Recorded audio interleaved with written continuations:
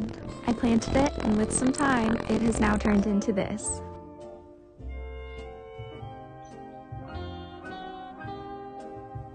I've been having the greatest week, so I almost lost it when I saw this. These are aphids. I don't have aphids. They got in my house somehow, and they went straight to this co-location. As I started spraying it, I'm like, you know what? I'm not going to waste my spray. It's in a self-watering planter planted in ponds, so I just decided to cut it down and soak it. You can't really see it well here, but I put some larva to the top, which validated my decision to do this because I would have been spraying and not getting everything. Here it is 2 days later, and it's fine, but I think I'm done with the co-location frails mask. I'm just tired of constantly fighting pests on it. So if I don't post an update, that means it's in the trash.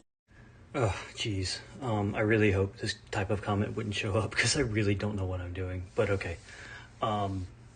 This is my bog, and plant talk, please do not come for me.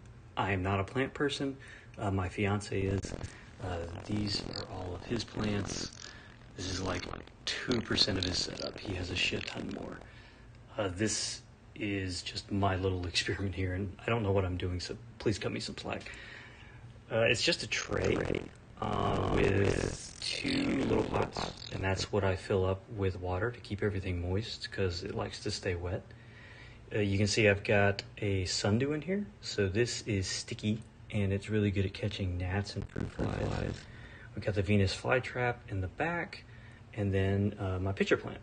So for those asking how the flies fall in, it's probably impossible to see, but there's little hairs on the top here, and it makes it so their legs can't stick. So if they land there, they'll fall in. And the same thing on the inside, so they can't crawl out. For those asking how I keep everything alive and happy, I really don't know. Okay.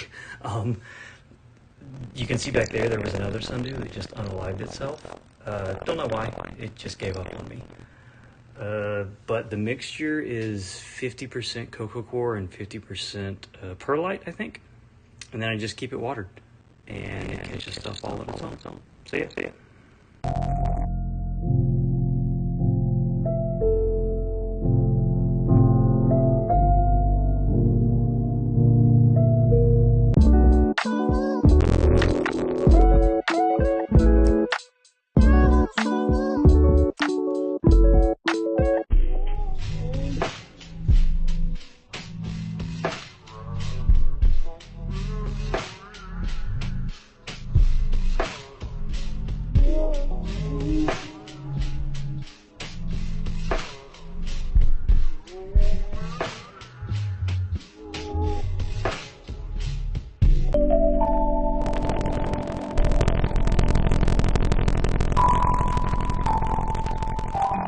On June 3rd, 2022, I transplanted this Venus flytrap into a glass bowl. I promptly got hundreds of comments explaining the plethora of different ways I was going to kill this plant. It's only been 2 weeks, so we're not out of the fucking woods yet, but in that time, she shot out several new traps in various stages of development, and there are more on the way. The new traps are stouter, firmer, more erect and engorged, which, if you ask me, is a good sign. Other than a shitty attempt to feed it, the video of which was quickly banned from TikTok for excessive violence, I pretty much just left her the fuck alone. To anyone who saw that video before it was banned and said I killed that trap, you can actually see it here, closed but still alive. Looks like she didn't mind me being a little rough. While there are risks involved in planting a flytrap like this, she certainly seems happy at the moment. I'll continue to keep a good eye on her and make sure that she stays nice and moist, just the way she likes it. Lettuce, just chop it up, place it in a glass of water, and it will regrow. Fill up your eggshells with soil and use it to grow your seedlings. And when they're big enough, just grab them, gently crush them, and plant them directly into soil. To plant your seedlings with even spacings, use a buffet tin. Use plastic forks and knives to create a fence around your plants. It'll keep animals away. If you want your tomatoes to be sweeter, just sprinkle 1 teaspoon of baking soda around the soil of your tomato plants. When you're done boiling eggs, save the water. It's filled with nutrients. Let the water cool off and then water your plants. Sprinkle cinnamon on the soil of your plants to prevent mold and fungi. And use lemon peels as plant pots. Almost exactly 1 year ago, in preparation for moving into a new apartment, I cut up the first Monstera I ever owned and began growing it in water as a way to save space.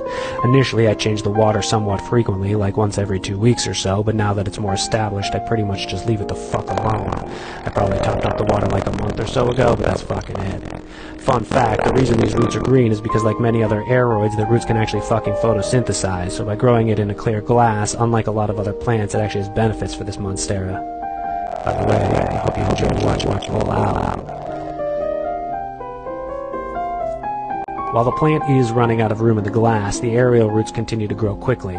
That means I really don't have to do a fucking thing for quite some time, as the aerial roots have virtually limitless space in which to grow.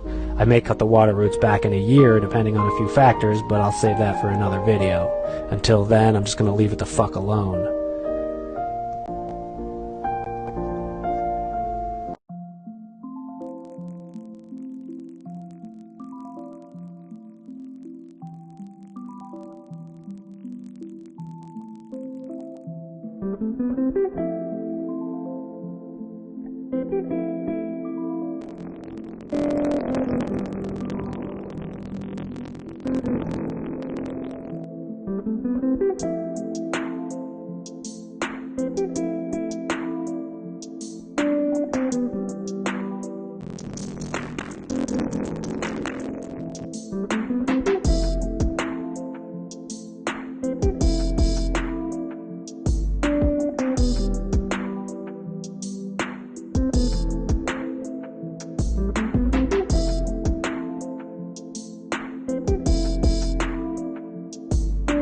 In case you were wondering, this is what a very dehydrated Oncidium orchid looks like. This part should not be wrinkly. I let it go a bit too far this time. However, after watering it, is back to its normal state, very plump, very bulbous.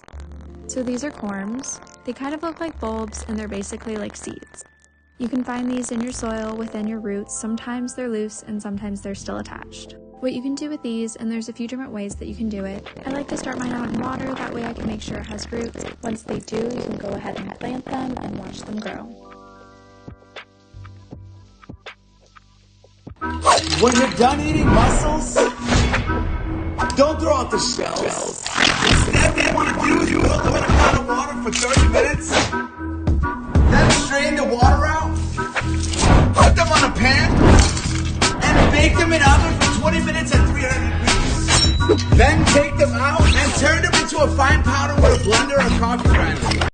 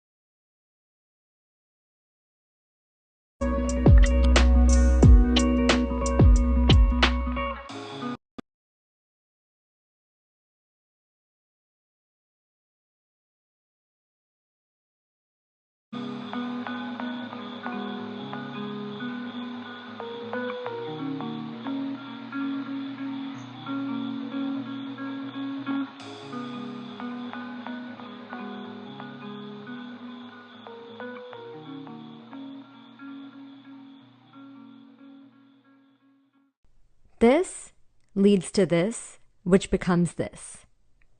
And this leads to this, which becomes this. And this leads to this, which becomes this. Guys, I am so unwell. I am so unwell. Look what's blooming. Look at it. Look. I cannot believe it. This is our Amorphophallus, and it's blooming. This is the corpse flower, Amorphophallus. Look at it. All right, this is